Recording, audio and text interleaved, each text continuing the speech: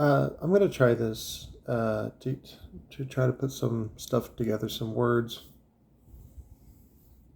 Um, my father-in-law passed away last night, and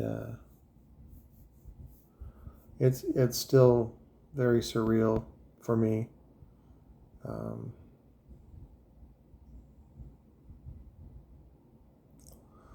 uh, um,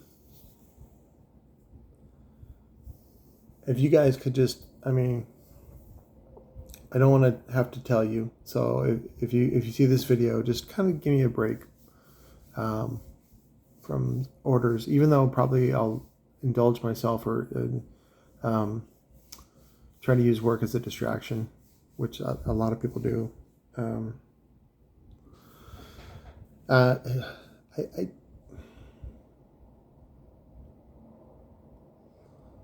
I I really I still love my father-in-law. I I really do.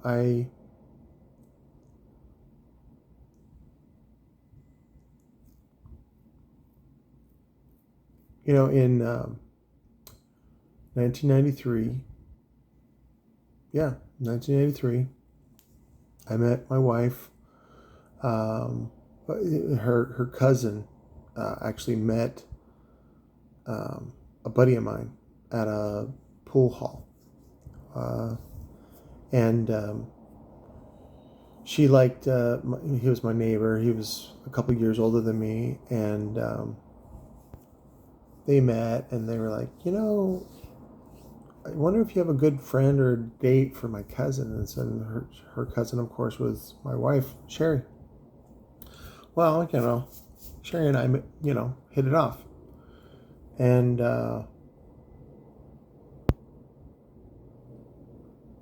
when we dated for a little bit, and then I got to meet my father-in-law, who, of course, granted, didn't like me off the bat.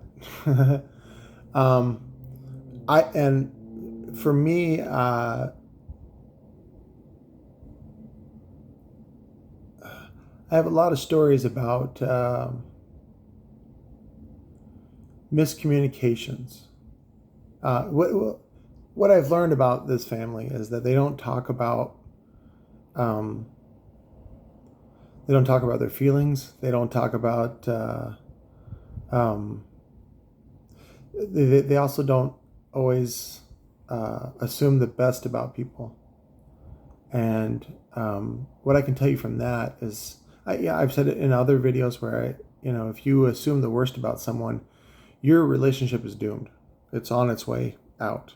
And if enough times happen that way, in situations where you can assume the best or the worst about somebody, um, the relationship disintegrates. And that basically is what happened with my father-in-law and I. I did my best to get along with him. I did my best to um, do right by his daughter. I remember we were down the street. Well, because Sherry, of course, I hit it off with Sherry, and my family. Um, I don't want to say I was a black sheep in my family, but I definitely was different. Um, Typically, a black sheep is someone that is like the fuck up, or you know, the person that's not accepted. And the problem was, and you guys can hear from my testimony, from my experiences, from my outlook, even from my own family, I was cast out because of my positive, um, resilient um, outlook on life. And when I say it like that now, it sounds crazy, but that's the way it is. As a kid, I just always had a very tender heart. I was called sensitive a lot, and uh, I just never fit in. And, my parents divorced when I was like 7. And that really hit me like a ton of bricks. At the time, I didn't know. I couldn't wrap my head around what that meant. And, but there's always been a voice in my head that, I guess would comfort me, or, in many times when there was,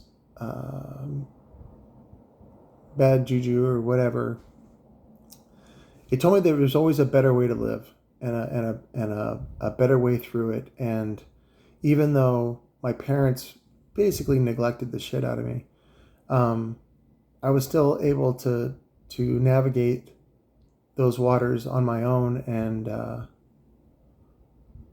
come out a pretty decent person.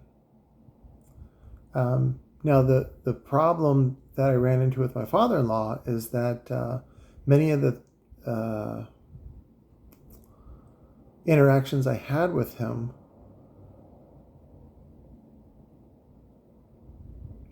were just basically miscommunications on what is ball busting. What is male to male ball busting, which sounds gay when you describe it like that. But my father-in-law had a different sense of humor. It was very dry, and like last night, we were in the ICU, and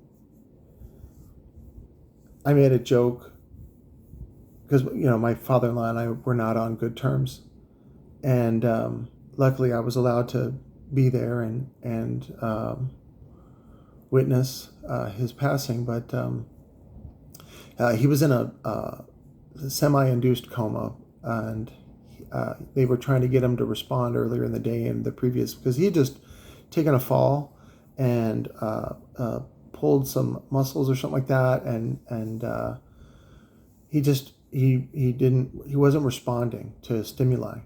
And I made a joke that I said I came in the room and he heard my voice and he started throwing karate chops, because the joke is, of course, that he didn't like me. And but he never really liked me from the beginning, and I couldn't tell how much of it was he really didn't like me versus just being protective of his daughter. And there was always a lot of jokes about pulling a gun on me, and there was a lot of conversations that he had with me that were nobody witnessed but he and I, and they were pretty threatening. And of course, growing up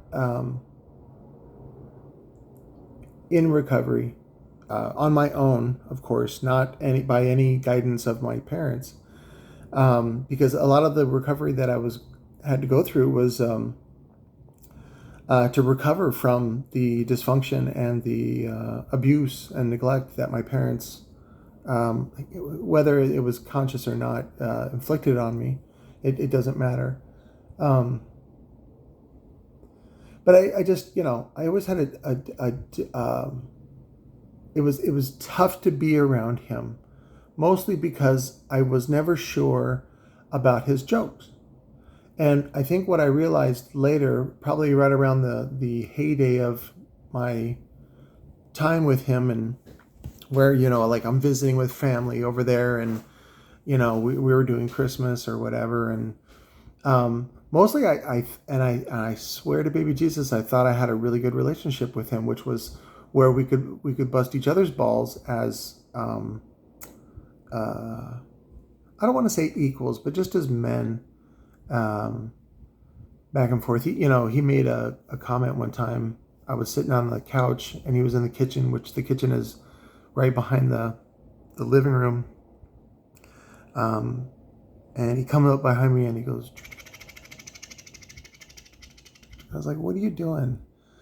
And he goes, wow, I was looking at you and I saw where the helicopter could land on the back of your head.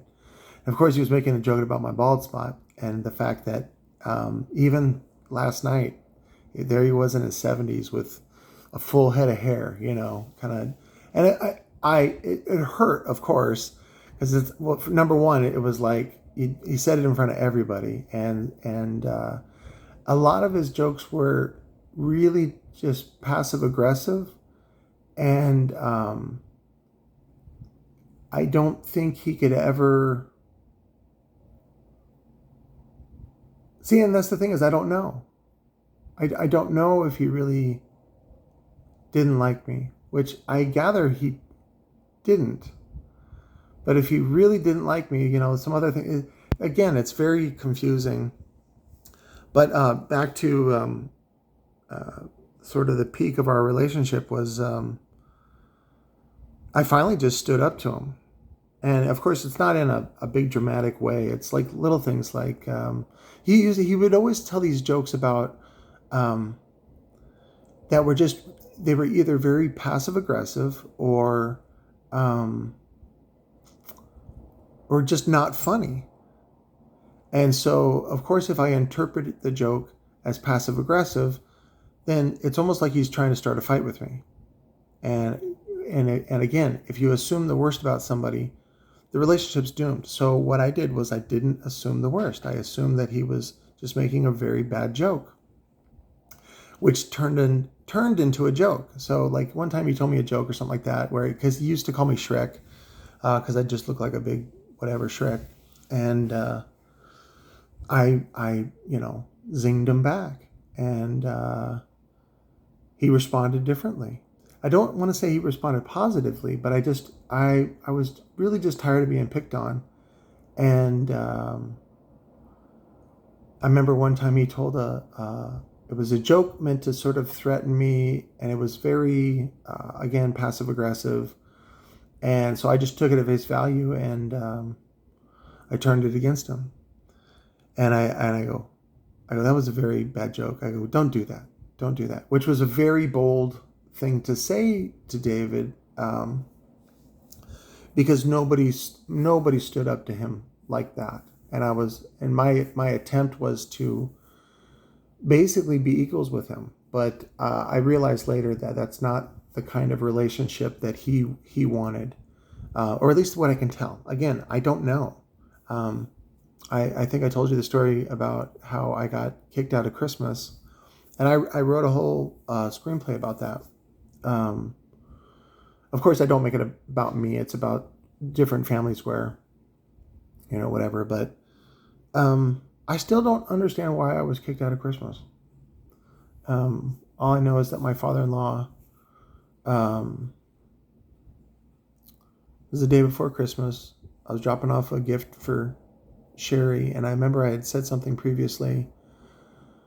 I think it was mostly to the girls, my nieces, who at the time were teenagers.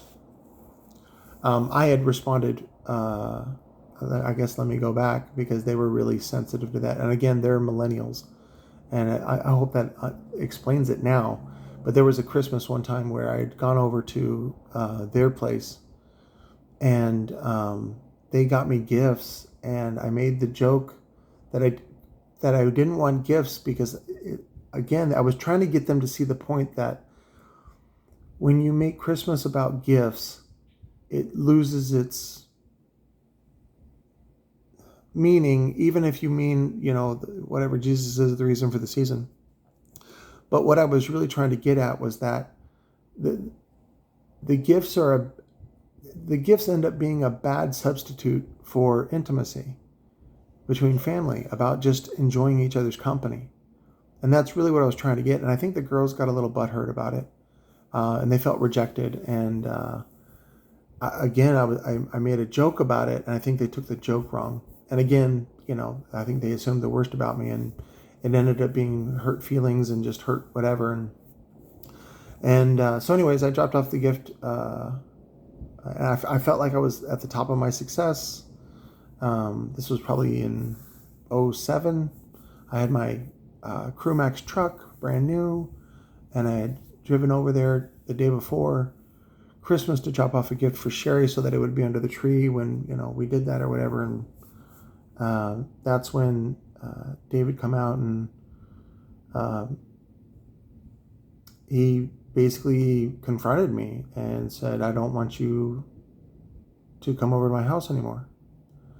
And the way that they were preparing, because the both of the other brother-in-laws were there, and I think Sherry's younger sister Rachel was there, if I remember right, and the girls, and of course David's wife, Patty, my mother-in-law, and everyone seemed like I was gonna. They seemed prepared that I was gonna fight my father-in-law, and really I was devastated, and I still don't know the reasons why, and he asked me to leave, and I got mad. Not I didn't really care that he kicked me out of Christmas. That I didn't care about that. What I got mad about was that he was acting. I felt he was acting foolish, and that this was really over the line. And that he was going to ruin his relationship with his daughter. And I felt like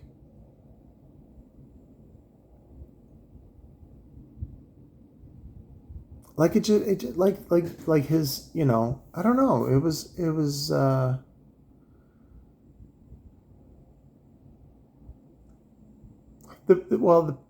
I guess the problem is with interpretation. Because I got mad and I called him stupid and I called him some names. But again, it was only because I felt like he was sabotaging his relationship with my wife. And I was like, you don't understand what you're doing. This doesn't hurt me, and it didn't hurt me. I mean, of course it hurt, but I did not have my feelings hurt. I was just really confused because I don't think he really realized what he was doing, because he wasn't punishing me, even though that's what he probably meant, was to punish me. But I didn't take it that way, and he was like prepared to fight me, like physical altercation, and everybody was surprised that that didn't happen. And I think the problem was there was even the son-in-laws, which not that I had the best relationship with them as men, but they were there to back him up. And I don't want to say they showed loyalty to him, but just I was getting a raw deal, and nobody stuck up for me, and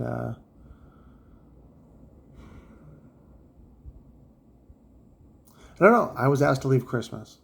So, but if I had to put the pieces together, and that's what I did in the screenplay, which was because I had said that at the same time, what I realized with the wealth that I had at the time was that it's not important.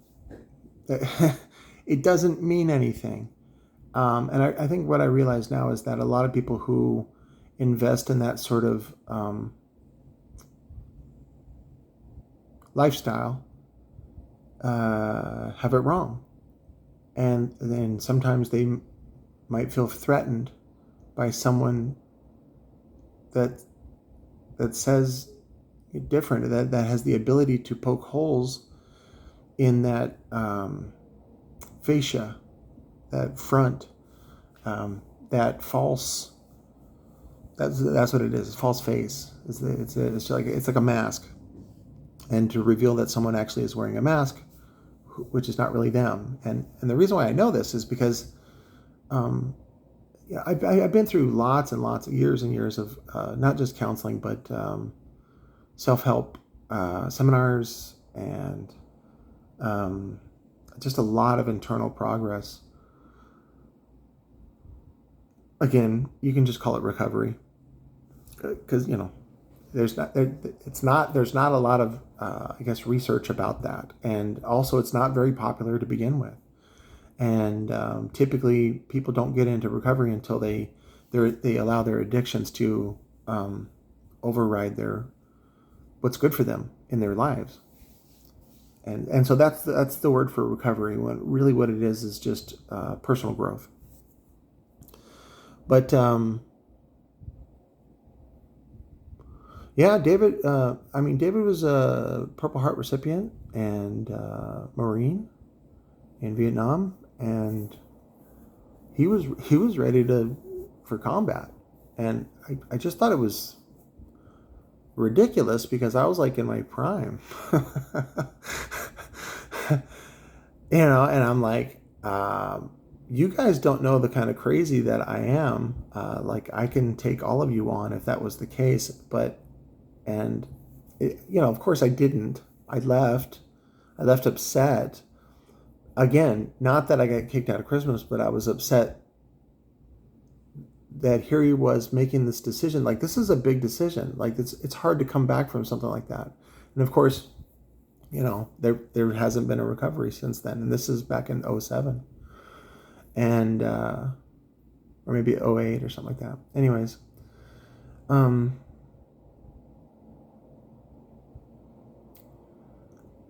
but we still were not told why this decision was made. Or, and of course my reflection on it is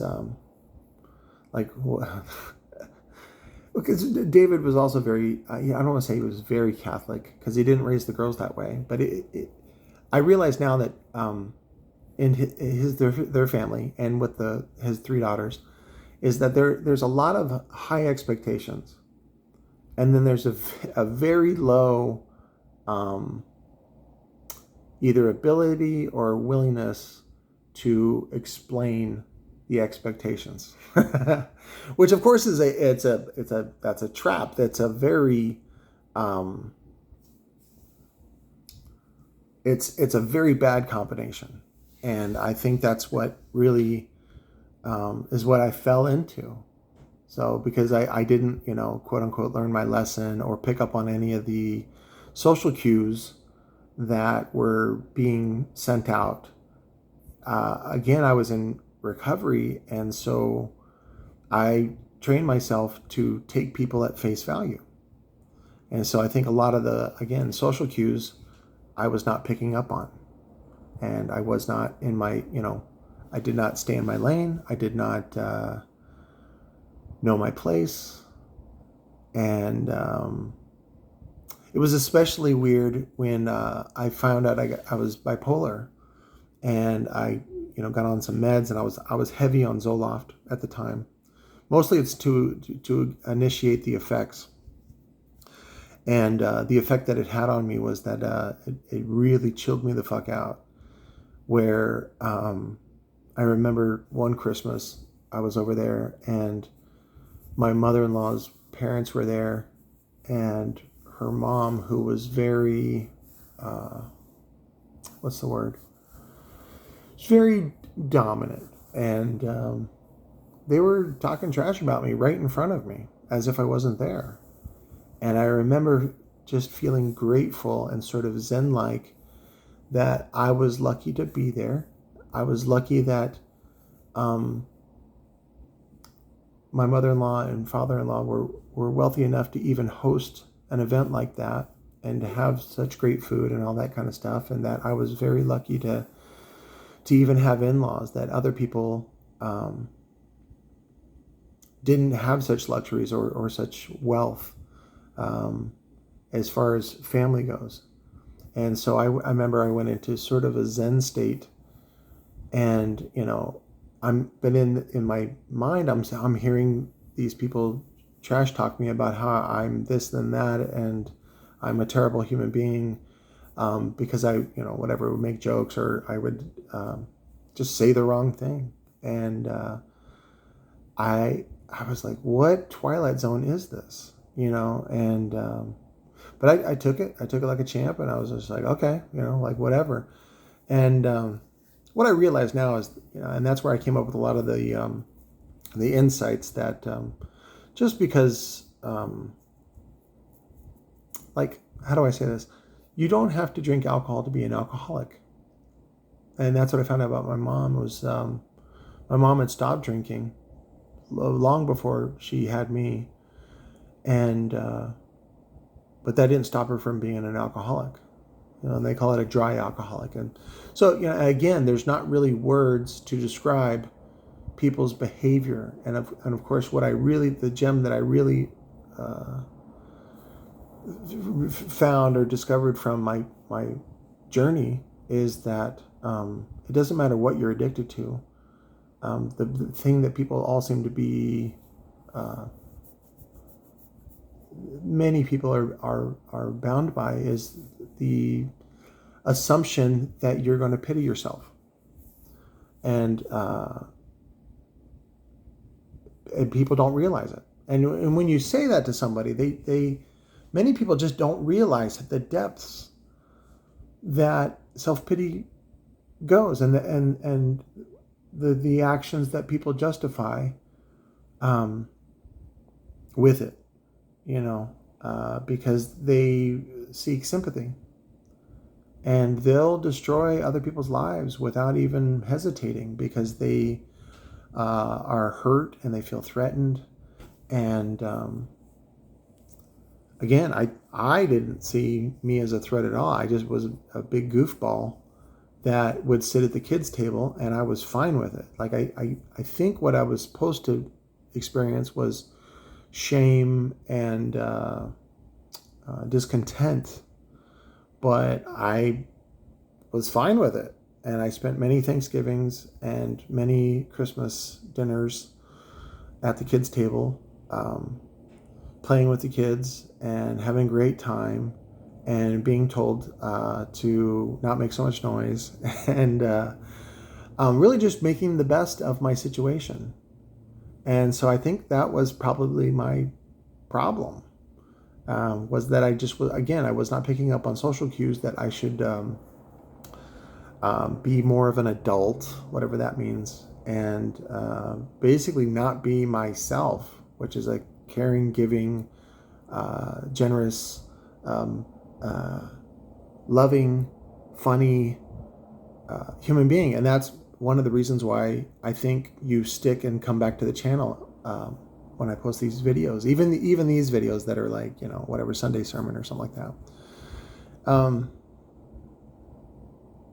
And that's what I'll label this video, as a Sunday sermon. But the bigger takeaway is that it doesn't matter whether or not I was not accepted. By not being accepted, I had to rely on myself, and not being given family favor or loans, or even just emotional support. I had to do things on my own, and I had to be responsible for my own actions. And because it was, in many situations, I don't want to say it was live or die, but that's basically what it is me trying to figure out on my own what the next best move is. And the problem that I found with not just my wife's family, but with my family as well, is that people don't know how to negotiate, or that there's even options. I remember one of the first lessons I learned in recovery was that there's always 10 options. That was the sort of the lesson that they taught us, was there's always 10 options for every situation. And that many times, because of what's it called? It's not shell shock. Well, it is shell shock. I can't remember the word right now. PTSD. So a lot of the times when kids grow up in and it doesn't have to be like physical violence. A lot of times it can just be mental violence, but they basically grow up with PTSD. And what happens is, when they receive stimuli outside of the family, or even whatever family, you react rather than respond. And this causes all kinds of miscommunication, and just when you assume the worst about somebody, like if a parent one of the things that Sherry was it just tore her up about her dad was that her dad would believe the lie over the truth, that the truth was too far-fetched. And even though Sherry, again, I saw this in Sherry, which was that she's a very kind, loving, giving, honest person, and but her dad would rather believe the lie that other people told about her. Like it was like, like if she did something happened at school, and again her actions were interpreted in one way, and she'd be judged, and come to find out it wasn't true. But her dad would believe the lie rather than the truth, and he would sit there and and this happens in a lot of authoritarianism, and this is what cops do. Cops are like, come on, fess up, you did it. And the problem was Sherry really didn't do anything, but it was believed that she did. And you're not forgiven until you submit to that authority and you admit your guilt and you repent and say you're sorry, which oddly enough is one of the things that their family doesn't do well at all, which is repent and try to patch things up and really say you're sorry, which in my situation made it impossible to recover after I got kicked out of Christmas. But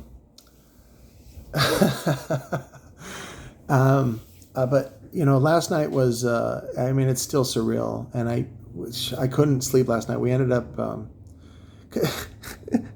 it was the funniest thing, and it completely changed my perspective of the family. And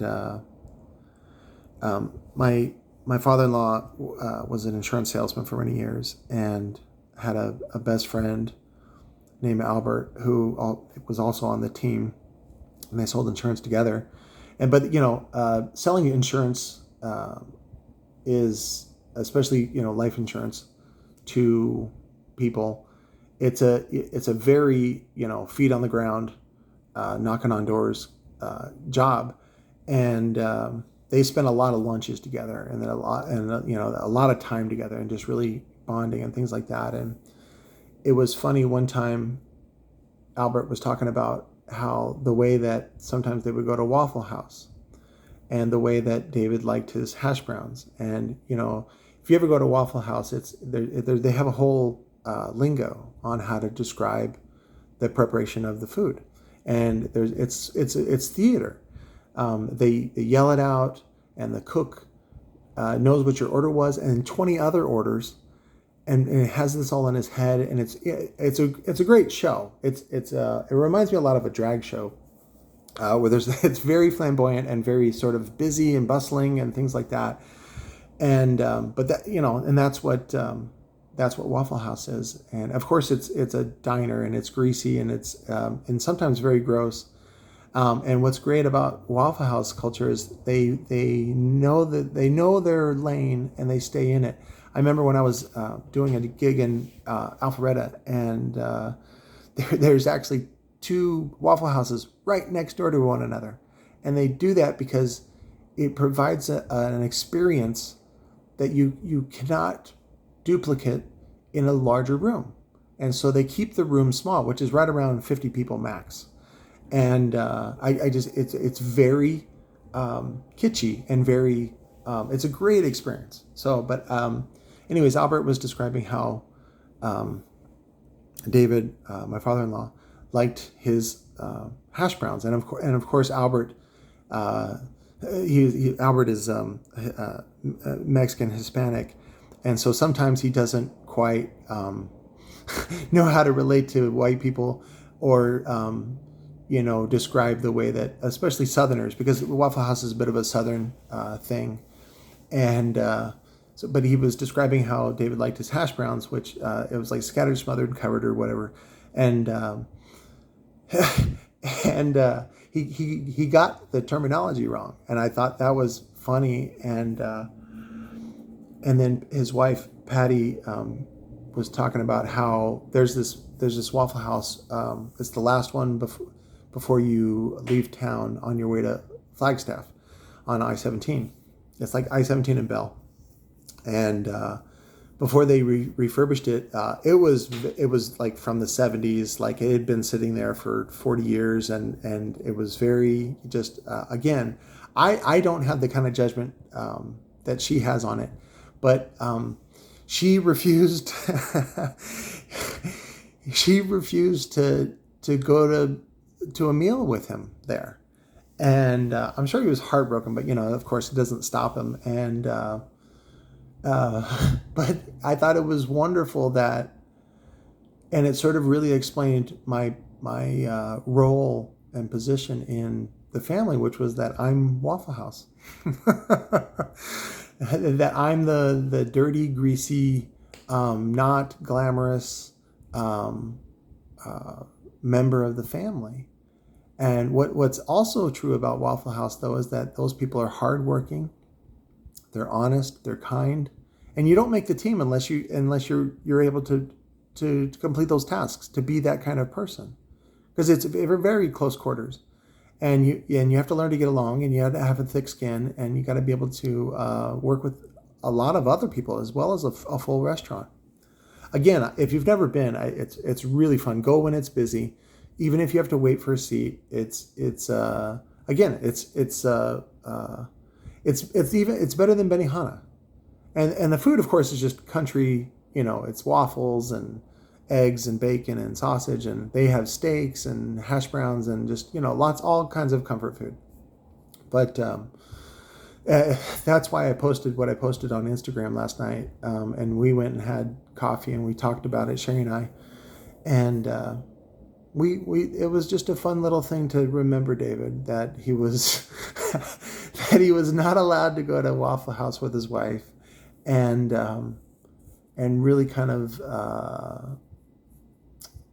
savor that his roots, which a lot of people from the South, that's sort of a cultural thing for them, and again, it's you can have the same meal or the same ingredients at different places, at Denny's or whatever, and but Waffle House is different. That's all. But I mentioned Denny's.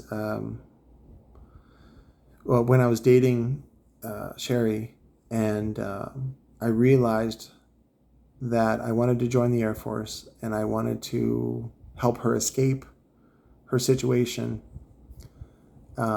which was, that she was a very honest, bright, wonderful person that was in a dysfunctional, I don't want to say abusive, because my family was abusive and neglective, but it was just, she was misunderstood and she was misappropriated, like her time was misappropriated, not for her best interest. And so I saw as us both being able to escape our families and live our best lives together. We were in our 20s at the time. And my wife, Sherry, told me that she's like, well, he's very traditional. You probably want to ask for my hand in marriage, which of course now people are very aware of how, that's the patriarch and it's sexist. And, it's like, in most cultures, when you have to do that, it involves a dowry and some rules and some other stuff. But so anyways, we went to the Denny's, which we now live down the street from. It's over on Southern and Country Club. And we sat there, and I asked for her hand in marriage. And I'll never forget his response, which was that he said he got smug with me. He gave me a smart ass answer. He's like, well, why don't you, why do you want to wait? Because my plan was at the time was to join the Air Force, go through basic, because I felt like I needed to prove myself to my wife and prove that number one, that I could pass basic and have an honorable career in the military, which he was a Marine that did like a fucking 3 tours, and I wanted to sort of, in my own version, live up to something like that. And But I'll never forget, he was like, what are you waiting for, bub? Why don't you just run off and get married now? And again, being in recovery, I took him at face value. And also, how do I respond to that? Like, if that's a joke, like that's a bad joke. And if it's not a joke, I take it at face value, and that's what ended up happening. Was I was losing weight, I was training, I was running every day, and just trying to get in shape, because of course at the time I had no idea what I was in for. And I guess there was a girl that was scheduled to go, and she twisted her ankle pretty bad, and so there was a spot that opened up that I could go, and because you got to do it in batches. You can't just, depending on the capacity of the throughput for the Lackland Air Force Base, they do it in batches, because training is best like that. You don't want to train people solo, because you learn a lot when you mix with other groups and things like that. So anyways, or maybe my recruiter was just full of shit, which is, well, there's a lot of shit that they tell in order to get you to go. But so anyways, she told me, my recruiter, she's like, this girl twisted her ankle, you have a spot that you can go into, and also sometimes it's timing for your trade school, because there was a lot of people that would graduate basic, and they would have to stay in sort of hold barracks until their school had enough people to run a class. And sometimes they would stay at Lackland. Sometimes they would get shipped out to their school base and then stay there in the dorms in sort of a hold mode. But so anyways, I had a window and I took it, and so we ended up having so I was supposed to go to basic, come home, and then we were going to have a big ceremony and a big wedding. And the problem that I saw with that was that there wasn't enough enthusiasm for our marriage. I'll say it like that. And again, I wasn't getting a response from David, who, of course, the father traditionally is the one that pays for the ceremony, and grants the son with gifts and things like that to marry. Again, it's very sexist, is to marry off his daughter, because in most honorable, I don't want to say honorable, in very proud cultures, masculine cultures, macho cultures, having a daughter as a child is a burden. And that's how they see it, because you have to pay someone to marry off your daughter. Later on, the dowry is considered sort of like a marriage gift, to wish the couple well and things like that. And I didn't get any of that, so Sherry didn't, and Sherry sort of got the brunt end of that because she married me, and I was not on the approved list. And and again, I'm dealing with. I'm doing the best I can with what I had, which was not a lot of enthusiasm and not a lot of time. And so Sherry and I put together a wedding, and luckily my stepmom on my dad's side she was a caterer, and she catered the thing, and put some veggies and dip together, and we just had a quick ceremony in my mom's house. And I paid a Mormon bishop to do the proceeding, and I think I paid him with a bag of M&Ms. This is his only request.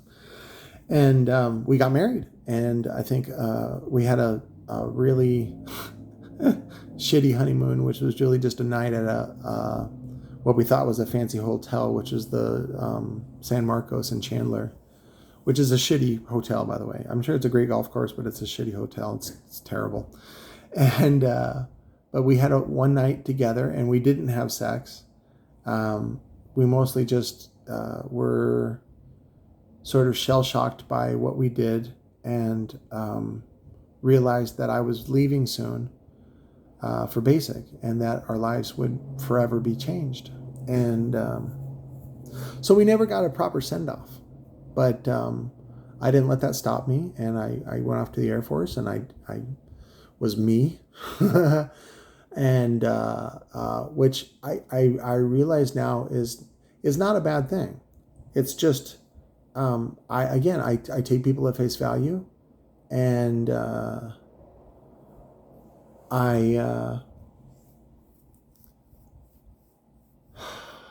sometimes I would take things literal because I didn't want to read into what it meant, and I was trying to get away from that, because when you grow up in an abused home, there's a lot of nonverbal cues that are meant to be directed by fear, and just, where it's easier to parent that way. It's easier just to have your children fear you, and the problem is that the interpretation of that is interpreted as respect, and it's not respect, it's fear. Right? So like if you carry around a gun and people know you have a gun and you show it off to everybody, that's not respect. That's fear. And so it always, you never get the results that you wanted. It's like, if you try to make a cake with sardines, your cakes are always going to suck. And if everyone's polite, no one says anything, but your cake still sucks. So, but again, you guys have, thank you for your support. Thank you for being there for me. Thank you for your responses, even the negative ones. I don't care. It's fine. But I believe in me, and I hope I instill and inspire hope in you to live a better life, that it's possible. And through this little niche of audio and electronics, I've been able to carve out a lifestyle for myself, and I want to leave a legacy of ideas. I don't have kids, and of course I have a plan or an idea that I will have kids at 80, through whatever, some sort of genetic Tesla type of thing that cost $1 million per child sort of thing.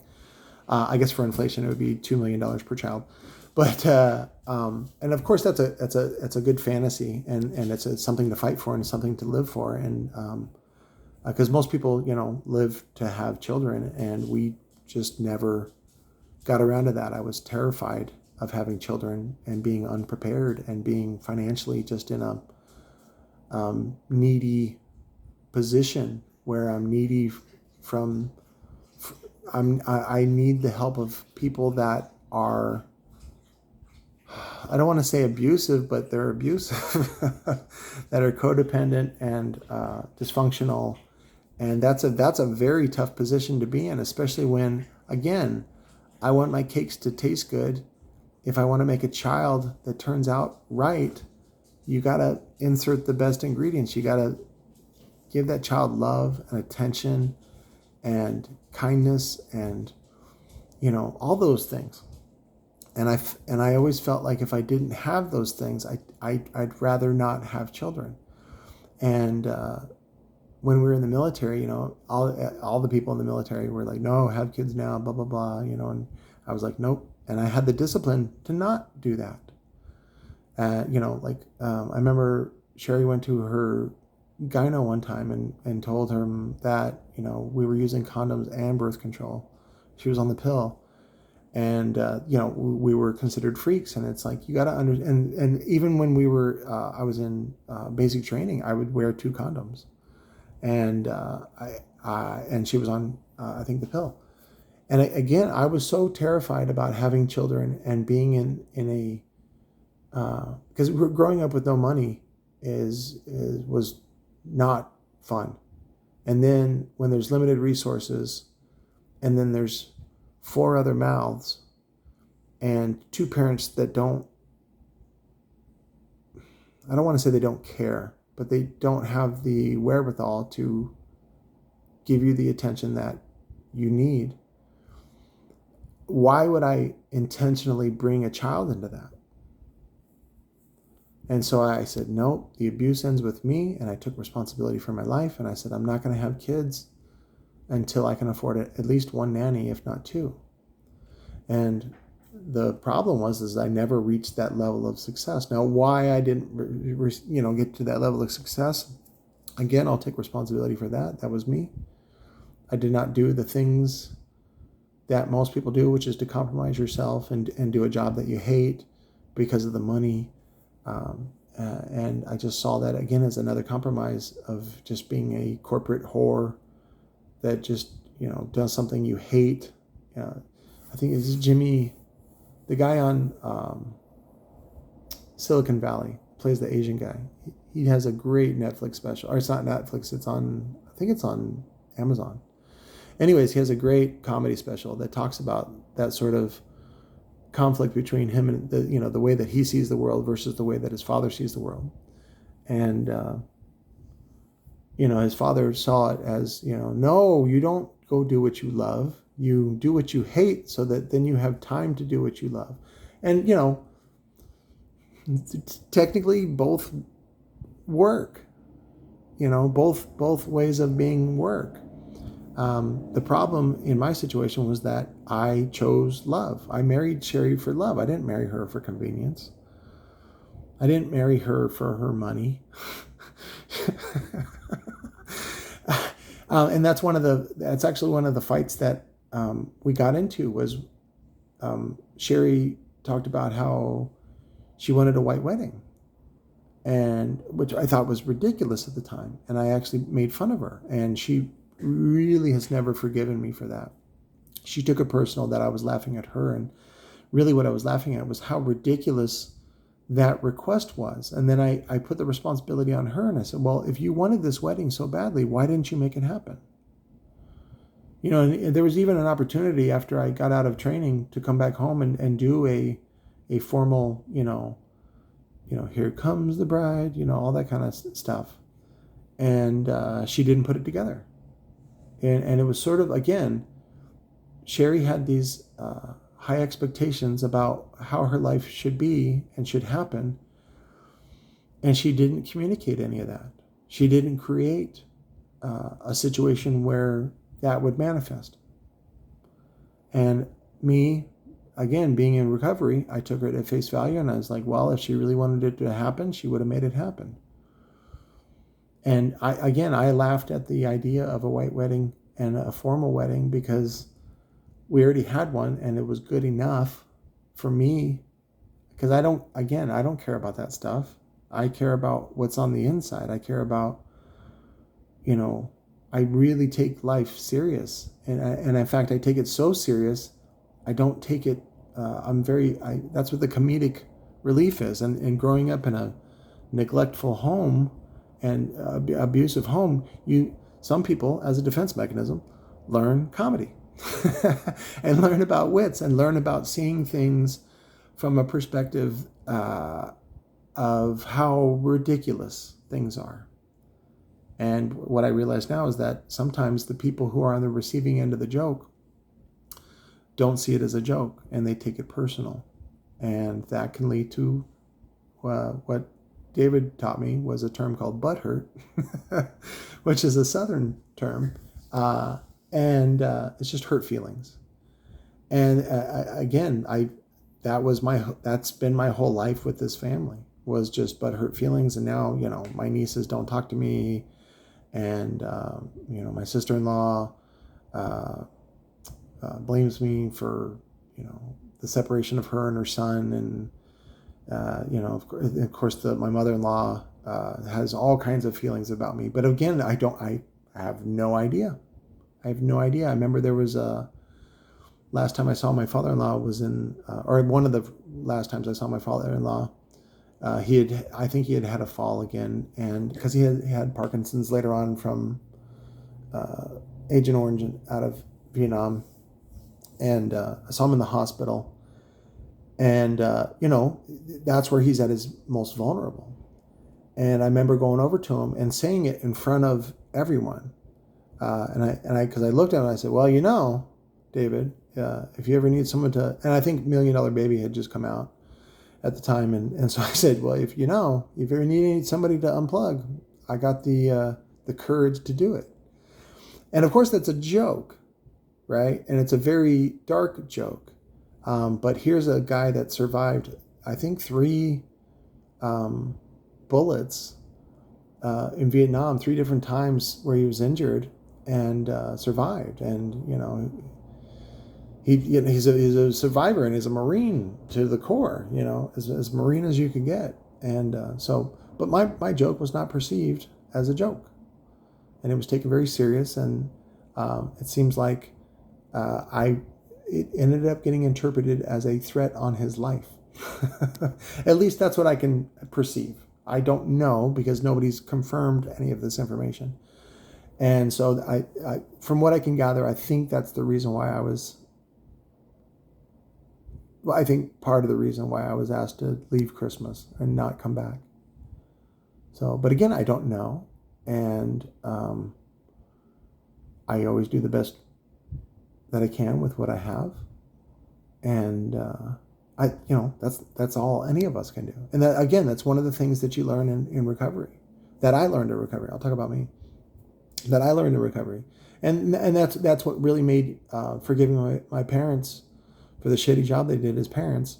I have 10 fingers, 10 toes. I'm white.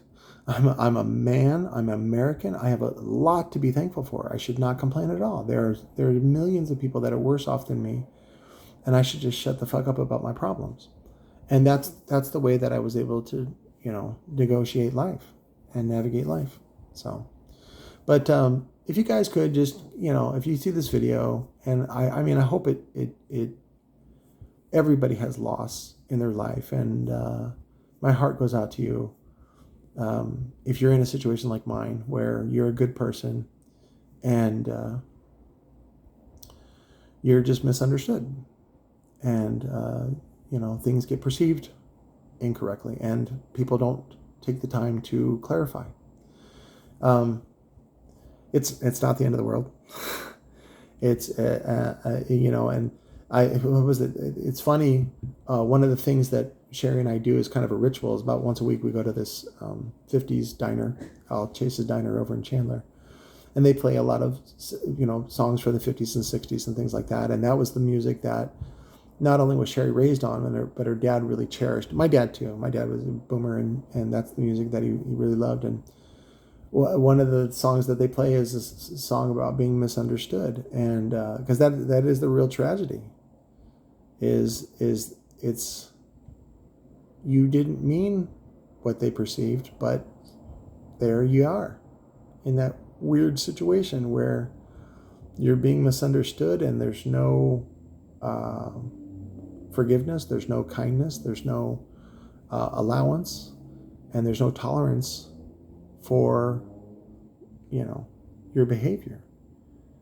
And so that's the tragedy, is that you have to live with that. And the takeaway is that just because people are mean to you doesn't mean you got to be mean back. And that's one of the things that I think people are in my wife's family are amazed about, is just because my father-in-law didn't love me or didn't like me or something, doesn't mean I don't love him. I loved him dearly. I'm forever grateful that he married Marlene, who was quite a handful, and she pooped out 3 babies and a miscarriage, and hung in there with him, and made these girls. And I'm proud to know these girls, and I'm proud to know my father-in-law, and to be part of his family for 30 years. And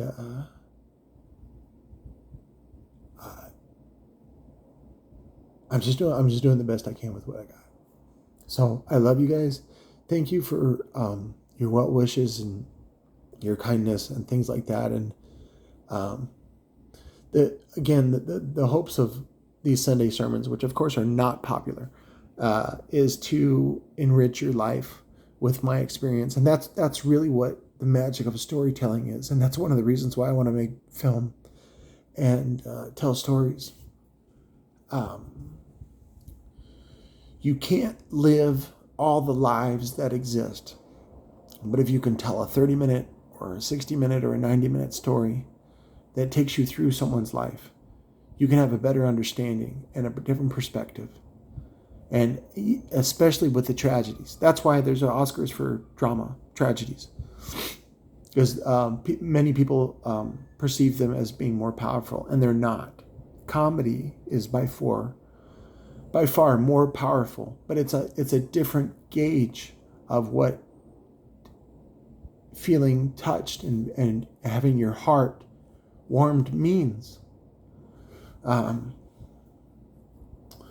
Two things I recommend: Viktor Frankl's Man's Search for Meaning, and a related film by Robin Williams called Jacob the Liar. And both of them talk about living through tragedies and deciding for yourself what that means. Because just because a tragedy happens doesn't mean it's a tragedy. That's a judgment. And it's just an event. And you can decide what that event means to you. It doesn't necessarily mean things are bad. You know, what's great about that perspective is it creates objectivity. That you don't judge, too harshly the Nazis for the human experiments that they did, which of course are it's a terrible way to do research, but our lives are better because of the research. So, but the hope is that you can turn tragedy into triumph, that you can see and mine the good and the gold from your experience in your life and pass that treasure on to other generations. And that's what happens through the power of story. And that's why I tell these stories. I love you, and I hope the best for all of you. So I'll talk to you later.